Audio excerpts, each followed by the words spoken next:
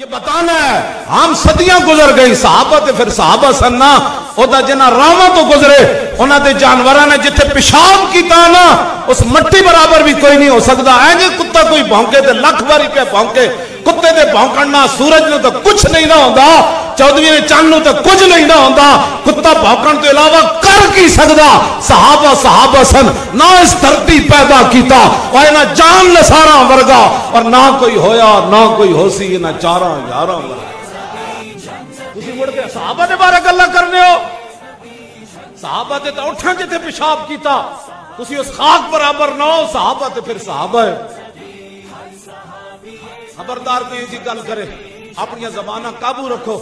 اپنی شکلاں ویکھو بدبودارو صحابہ دے بارے گلاں کر دیو آل بیت دے بارے گلاں کر دیو پھر رسول اللہ دے غلاماں دے بارے گلاں کر دیو جنہاں دے صدقے ساڑھے تک کلمہ پہنچیا تانوں پتہ ہی نہیں صحابہ دا مقام کیویں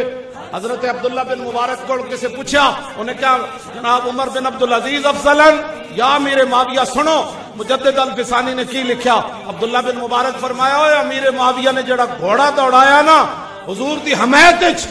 مٹی اٹھ کے جڑی گھوڑے دے نک وچ وڑی نا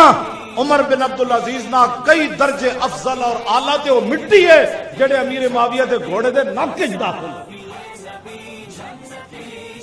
ہاں امیر معاویہ دا گھوڑا نہیں نہ آپ دی ذات وہ مٹی جڑی تھلو اٹھی نا او امیر معاویہ دے گھوڑے دے نک وچ داخل ہوئی فرمایا کئی درجہ عمر بن عبدالعزیز سے افضل ہے حالانکہ عمر بن عبدالعزیز کے دور میں تو دور عمر واپس آ گیا اہل سنت کے نزدیک تو وہ 5ویں خلیفہ راشد ہیں ان ساری فضیلتوں کے باوجود عبداللہ بن مبارک اور لکھا مجدد الفسانی خبردار کوئی اس طرح کی بک بکارے کرے سانو گاڑاں کٹے مولی خادے میں ہو جا اسی کے موجود ہاں سانو گاڑاں کٹے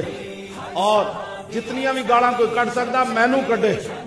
میرے ماں باپ نو کٹے میرے خاندان نو کٹے لیکن صحابہ سن پتہ ہے تو جانتا ہے تو کنہ دے بارے گلاں کرنا اس امت سب تو افضل ترین صحابہ سب تو بڑے نیک صحابہ یہ میں گل نہیں کر رہا یہ عبداللہ بن مسعود کا